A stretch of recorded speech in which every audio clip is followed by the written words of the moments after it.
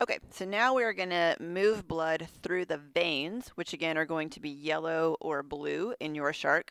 And the veins carry the blood from the body back up to the heart/gills to be recirculated. So we are going to start with the spiral intestine. And you might be wondering, well, what about the rectal gland? Like it can't just receive blood and never send it back. What actually happens is the rectal gland blood goes back through the kidneys instead of going back through the digestive system blood return.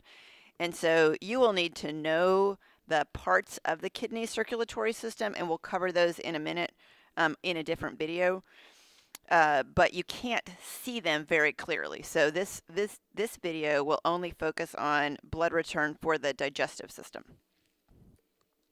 And so we're going to start here with the posterior spiral intestine. You can see the annular veins. And so we're going to start from the farthest out and then move back up to the heart. So the annular veins are these thin yellow stripes. And the annular veins will empty into the posterior intestinal vein, which is right here. The posterior intestinal vein runs right up here over, do you see this little dent right here? This is posterior intestinal vein.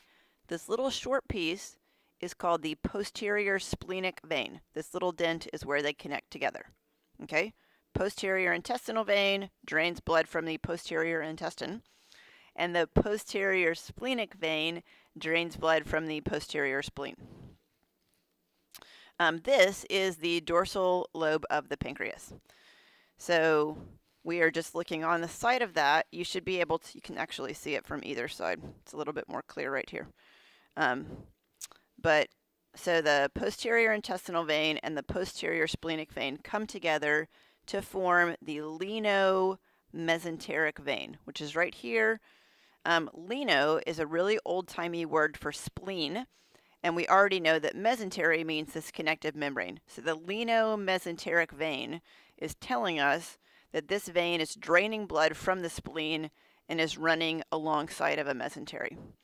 So the lieno-mesenteric vein is going to continue to run up, and it will connect into the hepatic portal vein, which we will learn about in a minute.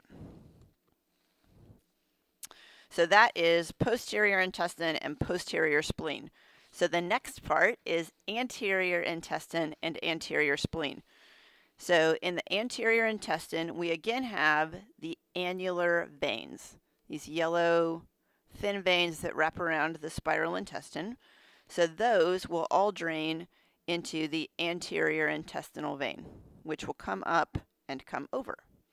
This is unsurprisingly called the anterior splenic vein, which drains blood from the anterior spleen.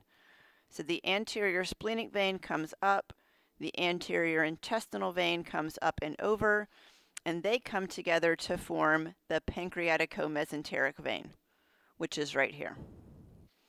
So we've got the lieno-mesenteric vein, which is posterior spleen and posterior intestine, and then we've got the pancreatico-mesenteric vein, which is anterior spleen and anterior intestine.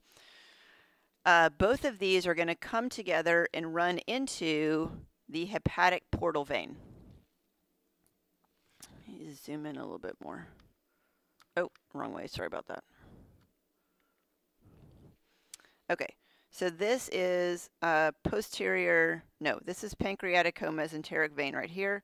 But then right here, where it becomes part of this other structure, it changes into the hepatic portal vein. Do not call this the hepatic vein. That is a different thing.